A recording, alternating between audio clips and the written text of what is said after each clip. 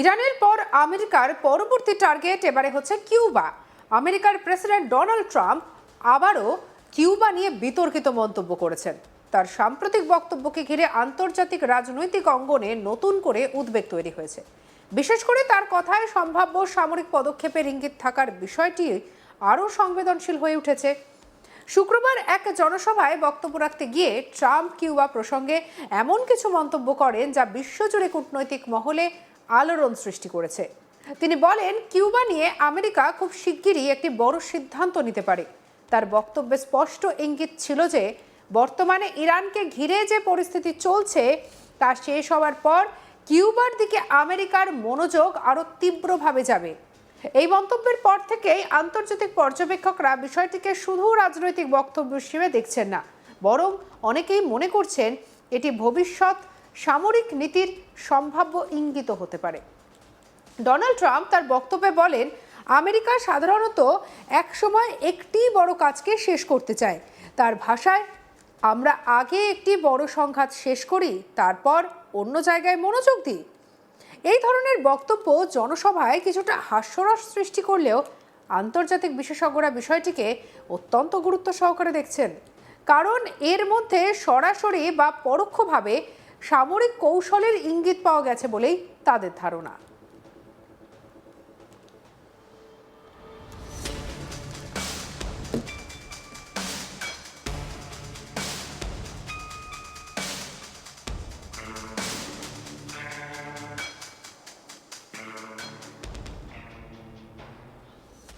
Trump আরও বলেন যে কিউবা নিয়ে আমেরিকার দীর্ঘদিন ধরেই উদ্বেগ একটা কাজ করছে। তার দাবি অনুযায়ী কিউবার কিছু কর্মকাণ্ড আঞ্চলিক নিরাপত্তার জন্য ঝুঁকি তৈরি করছে, যদিও তিনি এই অভিযোগের সুনির্দিষ্ট প্রমাণ বা বিস্তারিত ব্যাখ্যা দেননি।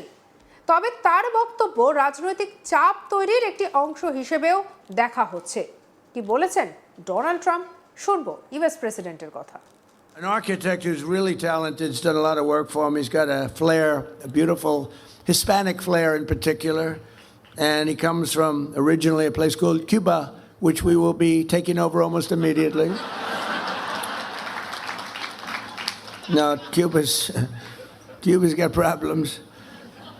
We'll finish one first. I like to finish a job. On the way back from, what we'll do, on the way back from Iran, we'll have one of our big, maybe the USS Abraham Lincoln aircraft carrier, the biggest in the world. We'll have that come in, stop about 100 yards offshore, and they'll say, thank you very much, we give up. ট্রাম্পের বক্তব্যের পরপরই white house থেকে একটি গুরুত্বপূর্ণ ঘোষণা আসে, যা পরিস্থিতিকে আরও উত্তপ্ত করে তোলে। আমেরিকা সরকারের পক্ষ থেকে জানানো হয় যে কিউবা এখন আমেরিকার জাতীয় নিরাপত্তার জন্য একটি গুরুতর হুমকি তৈরি করছে। এই ঘোষণার পরপরই কিউবার বিরুদ্ধে নতুন করে অর্থনৈতিক এবং কূটনৈতিক নিষেধাজ্ঞা আরোপ করা হয়।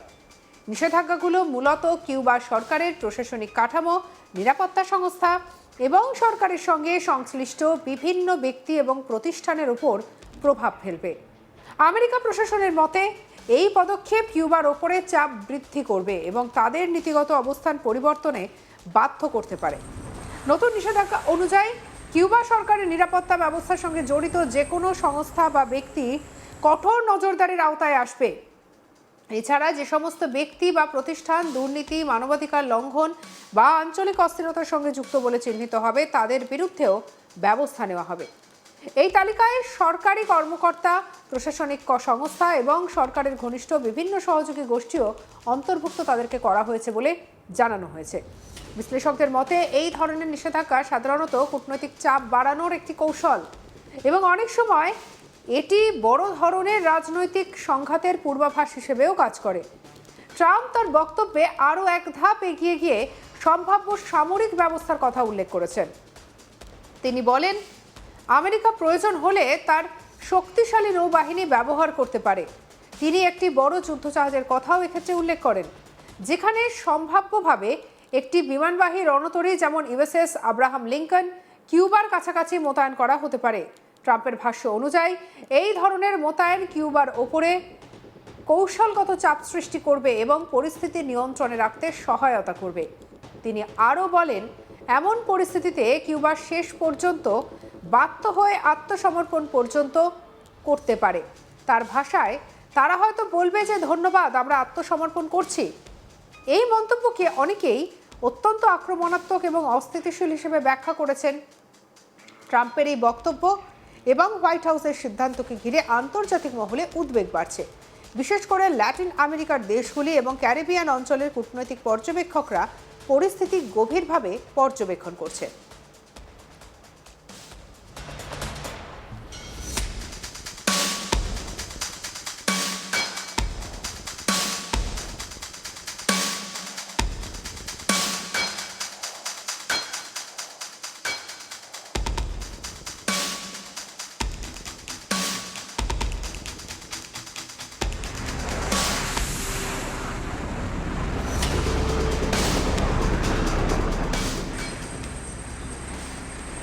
বিশেষজ্ঞদের মতে কিউবা ভৌগোলিকভাবে আমেরিকার খুব কাছাকাছি অবস্থিত হওয়ায় এখানে সামরিক উত্তেজনা সৃষ্টি হলে তা দ্রুত ছড়িয়ে পড়তে পারে। এই অঞ্চলটি কৌশলগতভাবে অত্যন্ত গুরুত্বপূর্ণ হওয়ায় এখানে যে কোনো ধরনের সংঘাত আন্তর্জাতিক নিরাপত্তার উপরে বড় প্রভাব ফেলতে পারে।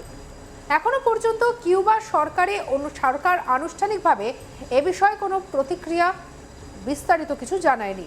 তবে কূটনৈতিক সূত্রগুলো বলছে খুব শীঘ্রই কিউবা সরকারের পক্ষ থেকে একটি কঠোর বিবৃতি আসতে পারে। বিশ্লেষকদের মতে কিউবা সাধারণত এমন পরিস্থিতিতে সরাসরি সামরিক ভাষার বদলে কূটনৈতিক প্রতিক্রিয়ার পথ বেছে নেয়। তবে পরিস্থিতি যদি আরও খারাপ হয় তাহলে তারা আন্তর্জাতিক মঞ্চে বিষয়টিকে উত্থাপন করতে পারে। ক্যারিবিয়ান অঞ্চল এবং ল্যাটিন আমেরিকার রাজনৈতিক ভারসাম্য সবসময় সংবেদনশীল। এই অঞ্চলে আমেরিকার প্রভাব এবং অন্যান্য আঞ্চলিক শক্তির অবস্থান প্রায় কূটনৈতিক উত্তেজনার জন্ম দেয়। বর্তমান পরিস্থিতিতে যদি কিউবা আমেরিকা সম্পর্ক আরও খারাপ হয় তাহলে এর প্রভাব শুধু দুই দেশের মধ্যে সীমাবদ্ধ থাকবে না, বরং পুরো অঞ্চল জুড়ে রাজনৈতিক অস্থিরতাকে তৈরি করবে। অনেক বিশ্লেষক মনে করছেন বড় শক্তিগুলোর মধ্যে অতীতেও এমন উত্তেজনা দেখা গেছে যা পরবর্তী দীর্ঘমেয়াদী সংঘাতের রূপ নিয়েছে। তাই বর্তমান পরিস্থিতি অত্যন্ত সতর্কতার সঙ্গে পর্যবেক্ষণ করা প্রয়োজন। রাজনৈতিক বিশ্লেষকদের মতে ট্রাম্পের এই বক্তব্য একদিকে যেমন আভ্যন্তরীণ রাজনৈতিক বার্তা বহন করতে পারে, অন্যদিকে একটি আন্তর্জাতিক চাপ তৈরির কৌশলও হতে পারে। নির্বাচনী রাজনীতি, আঞ্চলিক অবস্থান এবং সামরিক কৌশল, এই তিনটি বিষয় এখানে একসঙ্গে কাজ করছে বলেই তাদের মত।